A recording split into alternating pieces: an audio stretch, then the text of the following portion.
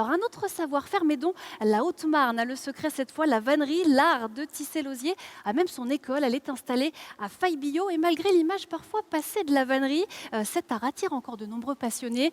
Charlotte Meunier avec Tiffer Niederlander. Quelques coupures et beaucoup de patience. Pour apprendre à dompter l'osier, ces stagiaires s'imprègnent des techniques vieilles de plusieurs siècles. Pour beaucoup, la formation est comme une connexion à la nature. L'outillage est très rudimentaire, donc tout passe par les mains. Et le contact avec la matière est extrêmement puissant.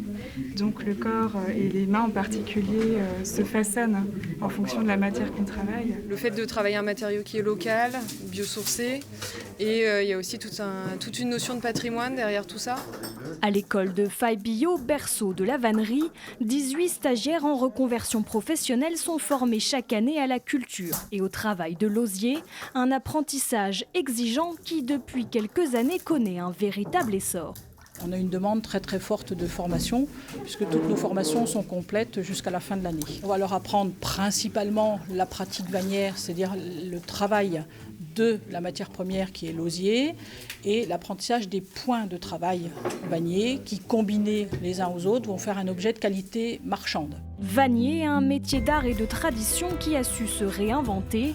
Dans cette boutique née il y a 2 ans, 12 vanniers se relaient pour mettre en avant leur création, des objets aux usages multiples qui dépoussièrent l'image de la vannerie. Le panier pour le bois, le panier à patates, c'est des choses qui servent toujours, mais beaucoup moins.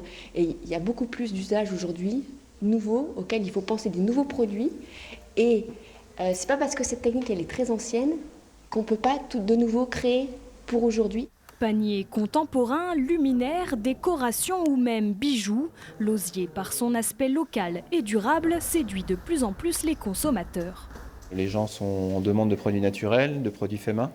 Donc ça, c'est un vrai retour en fait, aux produits d'origine et à la fin du plastique aussi.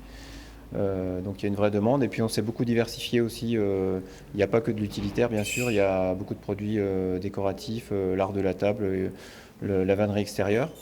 Donc ça crée aussi de la demande en fait, pour le public.